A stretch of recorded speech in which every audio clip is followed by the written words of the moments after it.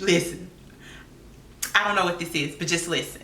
Let me share with you what not to do when trying to save some money. Do not skimp on the air. Take it from me, friend. My light bill doubled.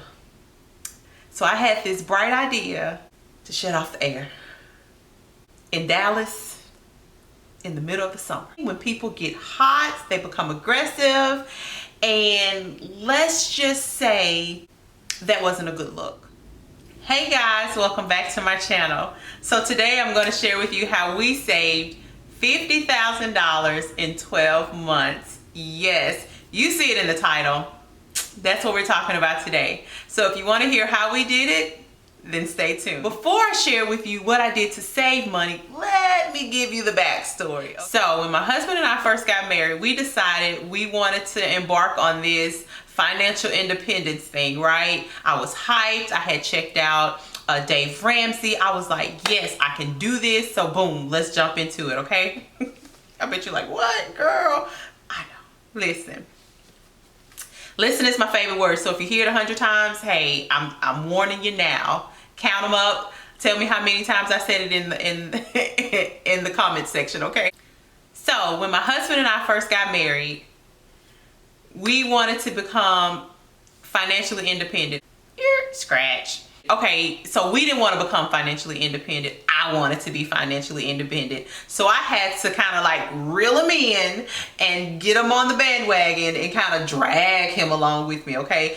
He wasn't a willing participant now. He was all for let's get out of debt. But all of the extra stuff, he like, I don't know. I said all that to say, so it took us 2 years to pay off about $32,000. Now that included student loans, that included car notes, credit cards, all of that. Also, to put some stuff into perspective for you, my husband's a spender, he's a giver. Now then you have me. I am what you want to call a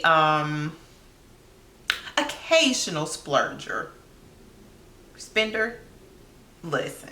So we're not just these savers by nature. Like this is practice. This is years in the works of trying to get here. Okay. So here we go. Here's how we saved $50,000. So like I told you, we're debt free first, right? 2 people, 2 incomes, living off of one, saving the other. The first step in us being able to save this money was to create a budget. I know everybody talks about a budget. Ooh, it helps. It is a game changer. At least it was for us, because we needed to know exactly where our money was going. The subscription-based services were killing us. $10 here, $20 there, $13. Let me tell you, that money adds up each month. So we had to figure out where our money was going. So that took for us to write down all of our expenses to know exactly where all of our money was going. I mean, all the way down to manicure, pedicure, honey, a little weave action. We had to include it all in the budget. Once we did that, then we had to go back over our budget with a fine-tooth comb just to see what things can we do without. Did I need to really get my nails done every 2 weeks? Well, no, I can kind of stretch it out a month, right? Let's go with some neutral color so as it grows out, you can't tell.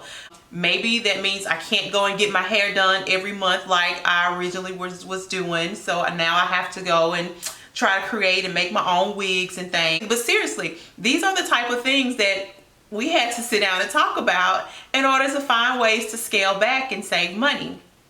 That also included cutting back on eating out. That included how we can save money on our grocery bill. That means we can't afford all of the name brand items. Maybe it means we have to go and get great value on some stuff. You know, now listen, the cheese you can't skip on. Maybe it's just me, but it's just certain things that you don't skip on, right? You don't skip on your air, and you don't skip on the cheese. The cheese. Okay, let me get back on topic. So you have a budget. The second thing is to go through your budget with a fine-tooth comb. Once we went over our budget with a fine-tooth comb, it allowed us to see how much we could potentially save. Once we came up with that number, and I'll let you know, it was $40,000. My husband is a little bit more conservative, so he's like, no, let's play it safe. If anything happens, at least we have a cushion. Me, I'm all in. I look on paper, I can see that we can save $50,000, so that's what we're going to save. We just had to scale all the way back.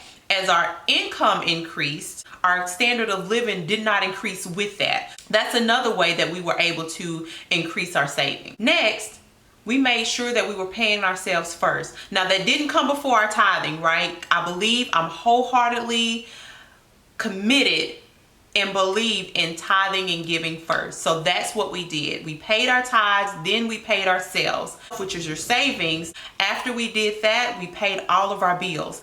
After we've done all of that, there's no money left in the budget because I budget to the penny, okay? Nothing, nada, gone, child, gone. I take this money, I put it in its own account in a bank by itself with no debit card, no ATM, none of that. It is on its own island by itself, just living life. And the reason that I do this is because I want to make sure that I'm eliminating the temptation of me going over there and kind of, you know, taking $20 here, $30 there. That's what I have to do to maintain control. That is how we were able to save $50,000 in 12 months.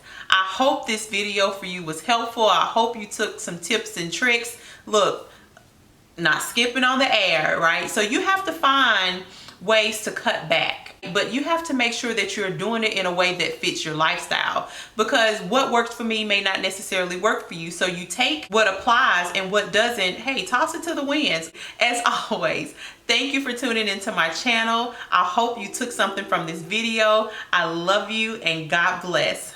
Bye.